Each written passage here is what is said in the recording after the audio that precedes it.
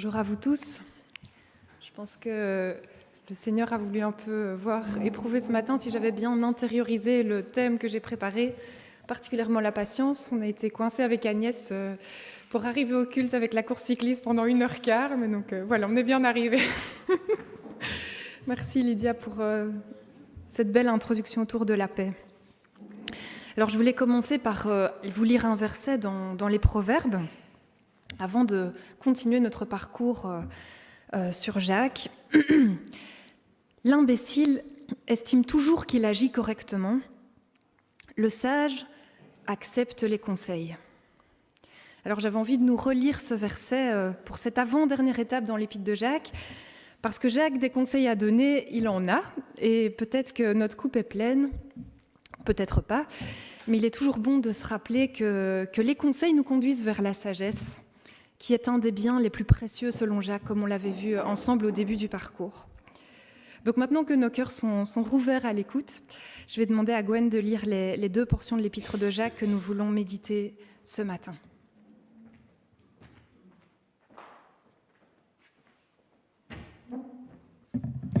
Écoutons la parole de Dieu. Frères et sœurs, ne dites pas de mal les uns des autres. Celui qui dit du mal de sa sœur ou de son frère, ou celui qui le juge, dit du mal de la loi de Dieu et la juge. Dans ce cas, tu te fais le juge de la loi au lieu de la pratiquer. Or, Dieu seul est législateur et juge. Il peut à la fois sauver et faire périr. Mais toi, pour qui te prends-tu donc pour juger ton prochain ? Prenez donc patience, frères et sœurs, jusqu'à ce que le Seigneur vienne. Voyez comment le cultivateur prend patience, attendant les précieux fruits de la terre, jusqu'à ce qu'il en reçoive les premiers, puis ceux de l'arrière-saison. Prenez patience, vous aussi. Soyez pleins de courage, car la venue du Seigneur est proche. Ne vous plaignez pas les uns des autres, frères et sœurs, sinon Dieu vous jugera.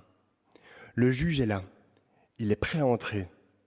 Frères et sœurs, prenez comme modèle de patience fidèle dans la souffrance les prophètes qui ont parlé au nom du Seigneur.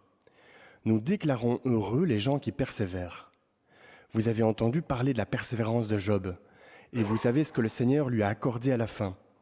En effet, le Seigneur est plein de tendresse et de bienveillance. Surtout, mes frères et sœurs, ne jurez pas.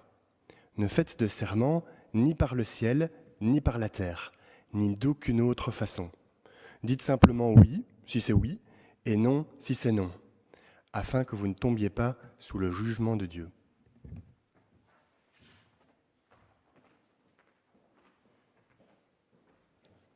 Comme je vous disais, un bon paquet de conseils qu'on peut subdiviser pour un petit peu se centrer en 3 catégories qui découlent en fait d'une même réalité. Ça revient, je ne sais pas si vous avez vu comme une litanie dans le passage, mais c'est que le juge, c'est Dieu et le Seigneur vient. Ainsi donc, première catégorie de conseils, ne dites pas du mal, ne jugez pas, ne vous plaignez pas les uns des autres, parce que le seul juge, c'est Dieu. Puis deuxième catégorie de conseils, autour de la patience, prenez patience, persévérez, soyez pleins de courage, comme le cultivateur, le Seigneur qui revient est patient. Et puis, troisièmement, ne jurez pas pour ne pas tomber sous le jugement de Dieu. Alors on va prendre ces groupes de conseils un à un, et on commence par donc le premier, ne jugez pas. Je ne sais pas si vous vous rappelez, on voit que ces thèmes reviennent dans l'épître, et on avait déjà évoqué précédemment la thématique du non-jugement, avec cette idée pour Jacques que le jugement était un des poisons pour la vie d'Église, aux côtés de l'intransigeance et de la discrimination. Je ne sais pas si vous vous souvenez. Alors, ce qui est peut-être une difficulté pour faire un petit peu le raccord avec la dernière prédication qu'on a eue sur Jacques, que Léo nous a apportée, c'est que vous vous rappelez, on sort d'une portion où Jacques posait un jugement justement assez sévère sur la convoitise, l'amour des richesses. Et il avait eu des propos assez cinglants. Et puis juste après, dans la suite du chapitre 4, il reprend sévèrement ses auditeurs en demandant de ne pas juger. Alors est-ce que c'est un exemple de faites ce que je dis, pas ce que je fais ? Comment est-ce qu'on peut appréhender ce contraste ? Alors ça nous enseigne quand même que Premièrement, le non-jugement, ce n'est pas du laxisme ou de l'indifférence. Le mal reste le mal, comme Jacques nous l'a bien rappelé, et il doit être dénoncé avec force. Mais Jacques semble clair sur le fait qu'on s'attaque au comportement, aux attitudes, et qui nous amène à chaque fois à un examen de soi, plutôt que de condamner des personnes ou des groupes de personnes en particulier. Par exemple, pour prendre un sujet contemporain, je pourrais dire les excès du capitalisme sont vraiment terribles, on contribue au travail des enfants dans des régions du monde en continuant à consommer comme on le fait. Et c'est important, je dénonce là un comportement qui nous concerne tous et qui doit être nommé avec précision et sans doute avec sérieux, mais je n'attaque pas une personne qui serait l'incarnation de ce mal. En fait, il ne prend pas les mêmes mots, mais Jacques rejoint un peu Paul qui dit en Éphésiens 6, verset 12, « C'est pas contre des êtres humains que nous avons à lutter. Nous devons lutter contre les pouvoirs, les autorités, les maîtres de ce monde obscur, contre toutes les puissances spirituelles mauvaises qui sont dans les cieux. » Donc ce passage de Jacques qui était dur et qui concernait notamment le rapport à l'argent, à la convoitise, et aussi à relire avec cette perspective. En fait, on lutte dans nos vies contre ces puissances et on s'attaque aux comportements parmi nous qui découlent de l'influence de ces puissances. Si les mots sont durs et forts, on peut aussi se rappeler que c'est une technique rhétorique pour faire réagir et appeler chacun à combattre dans sa vie personnelle, à ne pas se laisser emporter par le courant. Donc voilà pour cette jonction entre les deux portions. Pour revenir à la question du non-jugement, ici Jacques il va creuser encore un petit peu par rapport à ce qu'on avait vu la fois passée et il va lier deux aspects différents du jugement. Pourquoi ? Parce qu'il parle d'abord, comme Gwen l'a lu, du jugement des frères et sœurs dans la foi. Et puis à la fin, au verset 12, il parle du jugement du prochain. Et probablement qu'il parle ici du jugement de ceux qui sont hors de l'Église, hors de la communauté. Donc on va un petit peu examiner ce qu'il en dit. Les frères et sœurs dans la foi, il disait donc, frères et sœurs, ne dites pas du mal les uns des autres. Celui qui dit du mal de sa sœur ou de son frère, ou celui qui le juge, dit du mal de la loi de Dieu et la juge. Dans ce cas, tu te fais le juge de la loi au lieu de la pratiquer. Quand j'ai lu ça, je me suis demandé, mais pourquoi Jacques dit que si on juge nos frères et sœurs, c'est comme si on jugeait la loi de Dieu. Et c'est lié en fait à la conception que Jacques a de la loi de Dieu. Plus tôt dans l'Épître, il avait expliqué, rappelez-vous, que c'était une loi de liberté et que chacun qui veut vivre selon cette loi est appelé à devenir un réalisateur de la parole, un réalisateur de cette loi. Donc il y a cette idée chez Jacques qui est très belle, que cette loi, elle est désormais gravée dans les cœurs et elle rend chacun pleinement libre de réaliser d'une manière originale cette loi d'amour. Et donc chaque trajectoire est différente. Donc pour Jacques, la vie du chrétien, c'est une traduction, une réalisation, une œuvre personnalisée de Dieu. Et donc il dit, quand je juge mon frère ou ma sœur qui vit sa foi, qui traduit sa foi d'une certaine manière, eh bien je m'attaque en fait à cette réalisation vivante de la parole en lui, qui est certes imparfaite, qui est en cours, mais qui est là. Et je trouve ça beau. Il y a un appel en fait à essayer de voir en l'autre plutôt l'originalité de ce que Dieu est en train de faire en lui, plutôt qu'appliquer des standards qui seraient les miens. Car alors, si je fais ça, effectivement, je juge la loi de Dieu qui s'imprime dans sa vie d'une manière unique. Jacques nous ramène à chaque fois en fait à nous-mêmes. Plutôt que de nous mettre en posture de juge, ce qui équivaut en fait à oublier qu'il y a un juge et que ce n'est pas moi, Jacques nous dit « Occupe-toi, préoccupe-toi de devenir un réalisateur de la parole, pratique-la, incarne-la ». En méditant ça, je me disais que moi, parfois, face à certaines expressions de foi, je suis d'emblée très méfiante. Je vais condamner assez rapidement par peur des excès, des débordements, des déviances théologiques. Et je peux avoir tendance à jeter le bébé avec l'eau du bain. C'est pas un réflexe de me dire, tiens, quand je suis mal à l'aise par rapport à une certaine expression de foi, je vais pas me dire spontanément, tiens, comment est-ce que Dieu œuvre ici dans les personnes ? Quelle trace est-ce que je vois de son esprit ? Qu'est-ce qu'il peut ou veut m'apprendre de cette rencontre ?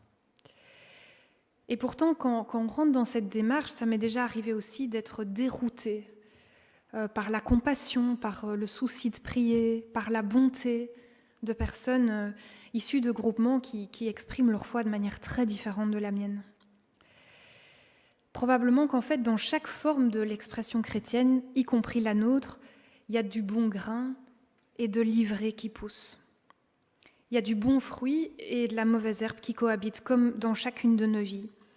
Et comme dans la parabole, parfois on a envie de tout brûler, mais on est invité à ne pas faire ça, parce que le maître vient, et c'est lui qui est le maître, et il est patient, et il ne voudrait pas qu'un grain de blé soit confondu avec de la mauvaise herbe.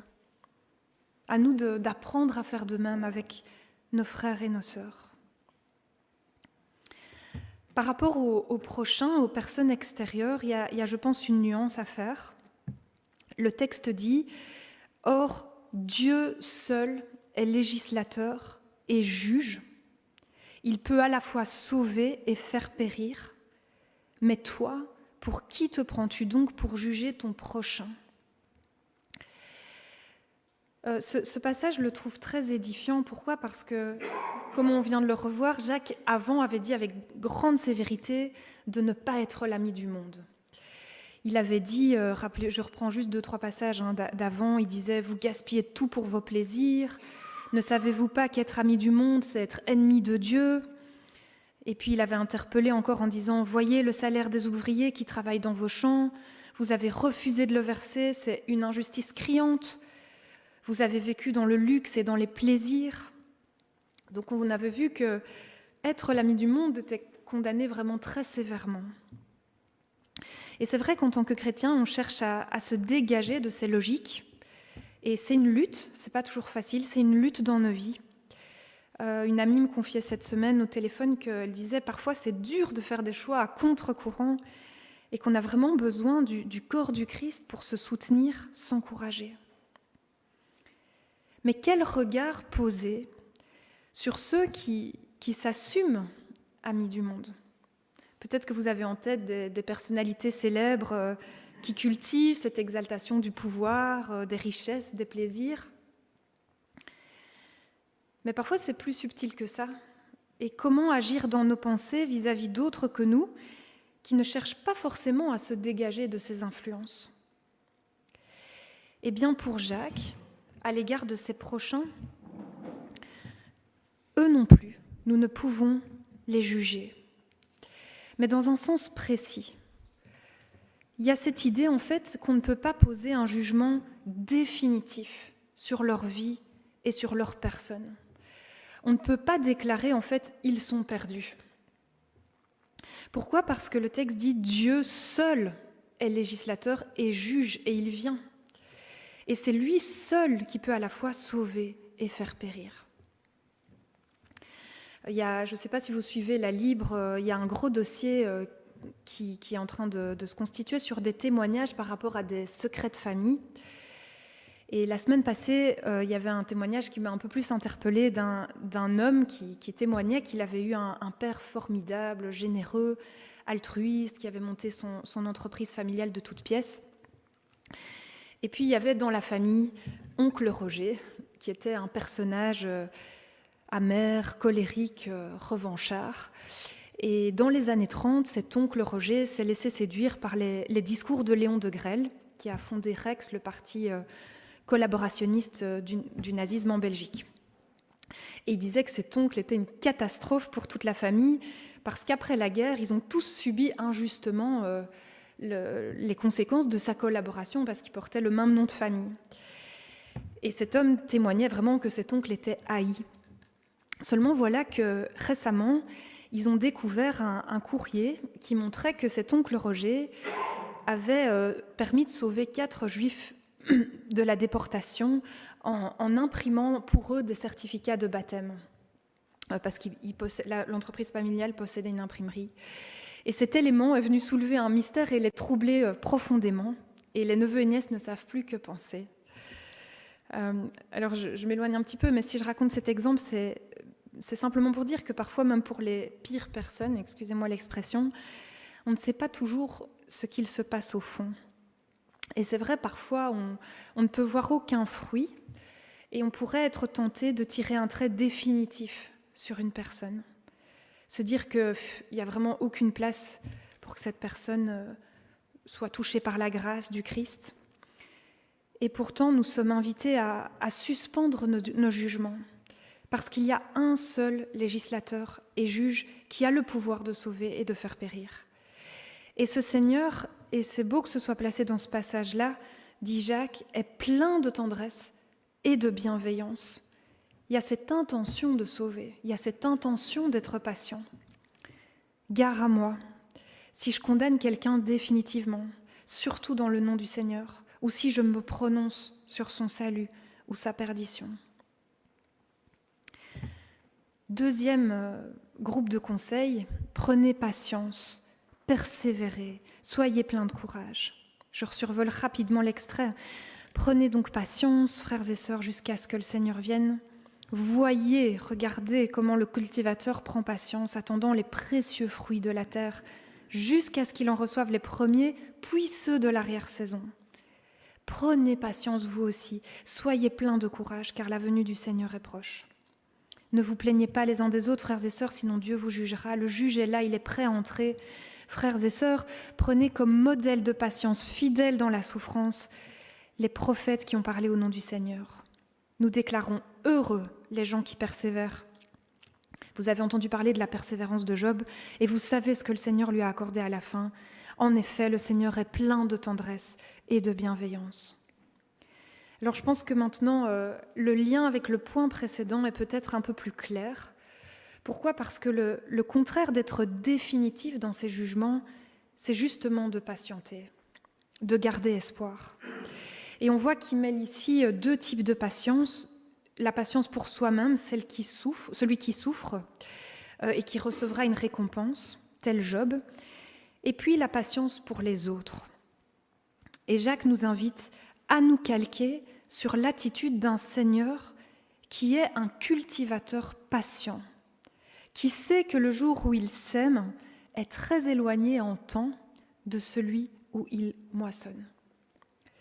Il y a même encore ces fruits de l'arrière-saison qu'il attend patiemment. C'est vraiment comme un fil rouge dans toute la Bible. En nombre, il est dit « Notre Dieu est un Dieu patient, riche en bonté et lent à la colère ». Par rapport à cette portion du livre de Jacques, voici le commentaire d'Ellul. Il dit « Dieu laisse aux hommes le temps de se développer, de vivre. Il accompagne l'homme sans jamais imposer. La patience de Dieu est toujours une présence de Dieu. Prenez l'histoire de Jonas. Dieu accepte de le voir fuir sa mission, s'en aller de l'autre côté de Ninive. Mais Dieu, toujours présent, fait rebondir l'histoire de Jonas. Dans sa patience, Dieu intervient dans nos vies, non pour les mécaniser, pour les modeler, mais pour nous donner de rebondir. Parfois, pourtant, on regarde la vie des autres, parfois la nôtre aussi, comme si Dieu n'était pas capable de les faire rebondir. Pourtant, dans ce temps de patience, il y a tout ce temps où l'on ne voit pas ce qui se passe sous la terre. On peut perdre espoir, rater nos jugements, abandonner. En nous exhortant à la patience, Jacques nous invite en fait à toujours espérer. Et quand on dit espérer, je pense ici qu'il s'agit aussi de cette question du salut. Parce qu'on parle de sauver ou faire périr de la venue du juge qui est à la porte. En tant que chrétien, on ne peut pas démissionner de notre espérance du salut pour nos proches, pour nos prochains, peut-être même pour nos ennemis. Comment est-ce qu'on voit dans nos vies si on espère ou pas ? Si on est patient ? Je pense que c'est c'est dans nos prières. Je me souviens quand j'étais jeune, une personne proche de moi avait abandonné sa foi avec colère suite à une blessure d'église, et j'ai prié un temps et ça donnait rien, et j'avais abandonné, je m'étais résignée. Et en me confiant à un membre de ma famille sur cette tristesse, elle m'avait répondu « Sa foi va revenir ». Et je lui ai posé la question « Mais comment est-ce que tu en es sûre ?» Et elle m'a répondu « Parce qu'on prie pour cela tous les jours ». Et 10 ans plus tard, c'est long, mais la foi de cette personne est revenue suite à une expérience spirituelle puissante et inattendue. Parfois, je me demande si on ne se résigne pas un peu vite. Et quand je vois les prières de certains personnages bibliques, je me dis que je suis loin de prier comme ça. Par exemple, Moïse, dans l'Exode, Moïse retourna vers l'Éternel et dit « Ah, ce peuple a commis un grand péché, ils se sont fait un dieu d'or. Pardonne maintenant leurs péchés, sinon efface-moi de ton livre que tu as écrit, ce livre de vie. » Il met carrément son salut en jeu dans sa prière. Et je me dis quel amour pour les siens, qui ont pourtant commis une trahison terrible et qui ont, après avoir expérimenté une délivrance extraordinaire, et puis je pense à cette implication de Moïse dans cette délivrance, ça lui a coûté beaucoup, et pourtant il prie comme ça. Paul aussi, ce n'est pas une prière, mais il déclare par rapport à la maison d'Israël. Il dit « J'éprouve une grande tristesse et j'ai dans le cœur un chagrin continuel, car je voudrais moi-même être anathème et séparé du Christ pour mes frères, mes parents, selon la chair. » Est-ce que ces paroles bibliques ne viennent pas nous déranger, ne viennent pas nous sortir de nos discours tout faits, ne viennent pas nous stimuler à tout donner dans l'espérance et dans la prière ? Moïse et Paul mettent vraiment leurs tripes sur la table, et j'aimerais apprendre à leur ressembler dans cette expression d'amour et dans cette manière de prier Dieu pour les autres.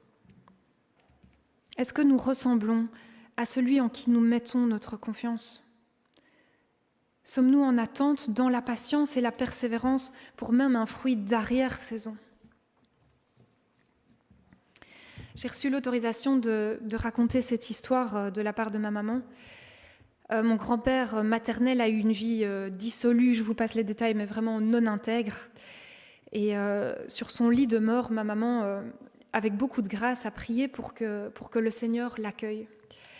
Et elle a demandé à mon grand-père s'il acceptait la grâce du Christ, et mon grand-père a serré la main de ma maman.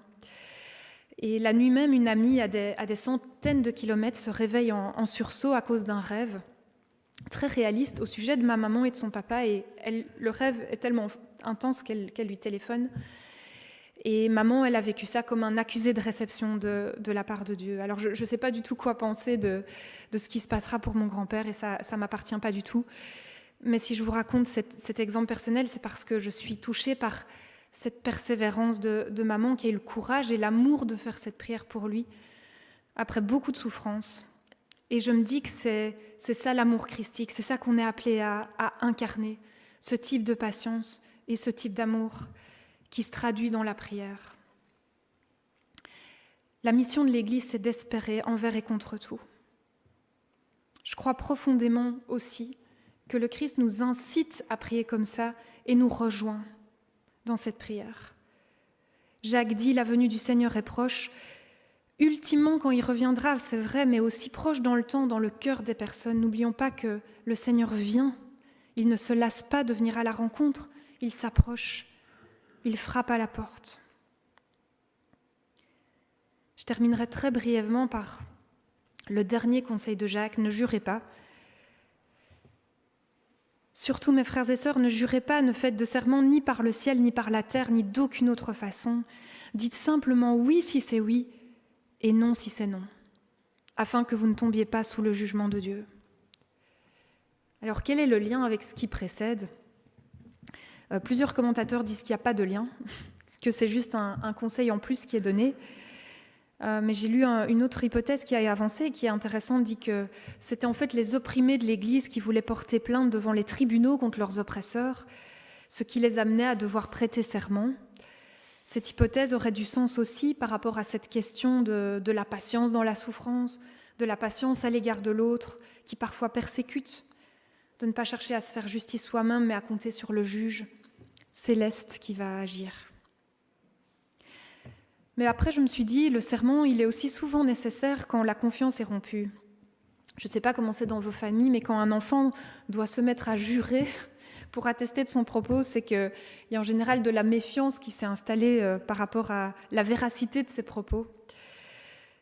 Donc ne pas prêter serment, ne pas avoir à prêter serment, c'est un appel en fait à être entier, intègre et digne de confiance. Et je voudrais terminer en disant ceci, que nos vies soient des oui et des non, intègres et entiers. Non au jugement, non à la condamnation définitive. Oui à l'attente patiente, oui à l'espérance, oui à la prière persévérante, à la suite du Christ. Amen.